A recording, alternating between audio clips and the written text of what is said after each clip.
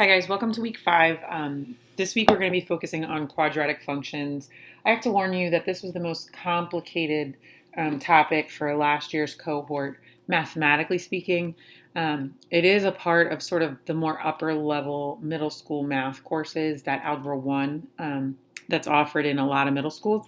It is addressed on the Praxis too, but just remember that it is just one topic. It is just one module in this course. I want to give a brief overview, but I don't want anyone to stress themselves too much about it. So let's take a look at what a quadratic function is. The parent function for quadratics is y equals x squared. So any function with x squared, with the squared being sort of the largest exponent, is going to be a quadratic function. It's going to make this sort of U shape. It is called a parabola. And when I say parent function, I mean we can modify this x squared. And what it will do to this graph is it will stretch it or shrink it. It'll flip it upside down. It'll move it left, right, up, down. We're going to look at all of that sort of this week in the time that we have.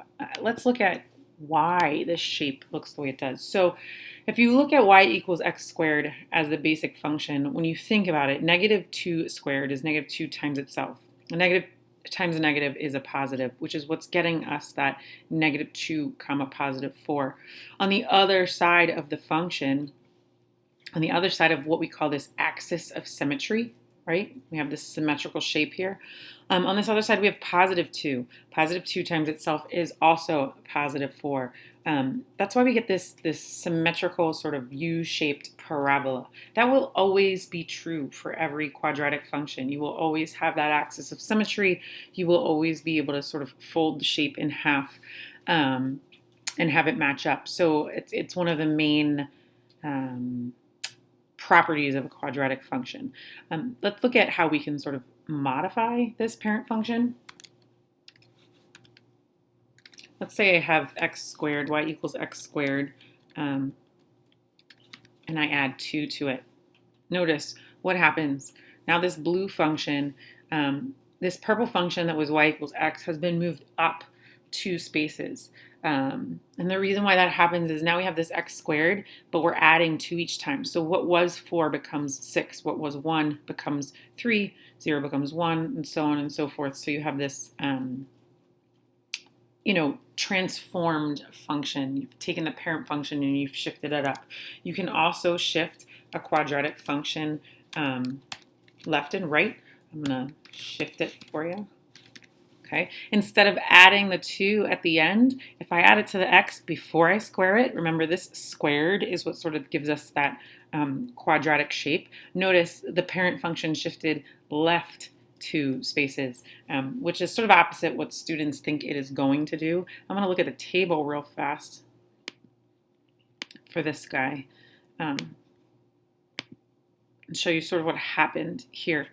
Because we added 2, that sort of backed up our pattern. Notice what was 4, 1, 0 when we started at negative 2 is now 0, 1, 4. So we have to shift left in order to account for that. So when you modify the x before it is squared, that will give you that left-right shift. I can also show you how we would flip it upside down. This one's sort of an easy one to spot. The opposite of x squared, right? X squared, and then take the opposite of it. What that does when we look at that table is we had all these values that were positive because they were being squared, but because we're taking the opposite after we're squaring, because remember, order of operations, what happens is those all become negative and we get this reflection over the x-axis. You can also shift this up and down, left and right. You can shift things left and up. I could make something really fun like this. X squared plus 5. Oops. I messed up my parenthesis there. And we're going to talk about this sort of form of a quadratic function. I actually, what I did was I shifted it right.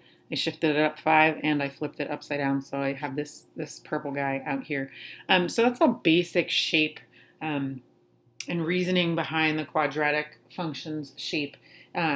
In videos that I'll release in a little bit, I will show you sort of how to play around with these shifts and these different forms of the quadratic function and what to do about them.